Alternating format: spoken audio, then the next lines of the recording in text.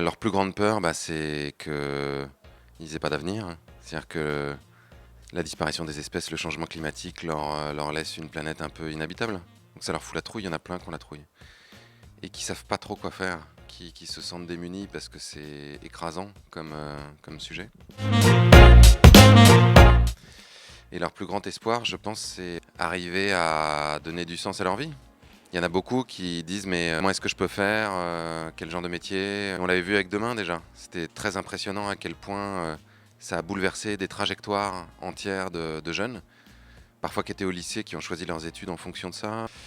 Et ça c'est encourageant, c'est-à-dire qu'on se dit que s'ils font tous des métiers qui nous aident à réparer le monde, ça sera pas mal. C'est pas très original, mais c'est l'élevage intensif de lapins. On est tous ressortis dans un état pas possible de ce tournage-là. Et pourtant, on sait ce que c'est l'élevage intensif. C'était peut-être pas le pire non plus. C'est-à-dire que c'était pas non plus 30 000 poulets dans un hangar. C'était que 8 000 lapins dans des cages.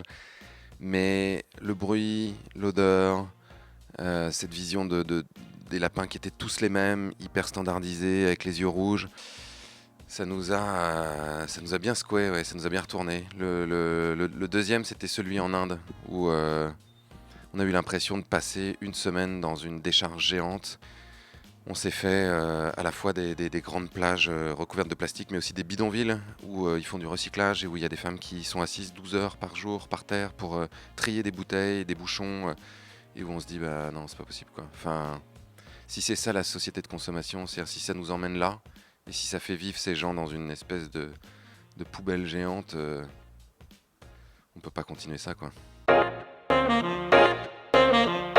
Ce qui me donne de l'espoir, c'est les humains formidables qu'on rencontre partout, y compris des vieux. Il y a même des vieux qui sont super.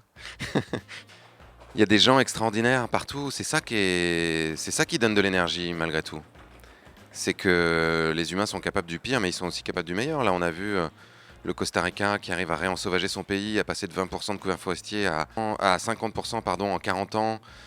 C'est quand même extraordinaire. Ce président du Costa Rica qui est quarantenaire, qui est en train de se battre pour que ça soit interdit par la loi d'utiliser le pétrole dans son pays, de voir cet avocat indien qui se dit un jour non mais je peux pas laisser cette plage comme ça, moi j'y jouais quand j'étais petit, là c'est devenu une décharge, il faut s'y mettre quoi. Donc je commence à ramasser et qui entraîne des milliers de personnes avec lui, qui arrivent ensuite à faire changer la loi dans tout l'état dans lequel il vit, à faire fermer 80 fabriques de plastique. Enfin, ça nous montre bien que c'est pas l'humain dans son ensemble qui est pourri, c'est vraiment un système dans lequel on est entraîné et que à partir du moment où on laisse la possibilité à des gens de s'emparer du problème, ils peuvent faire des choses absolument superbes.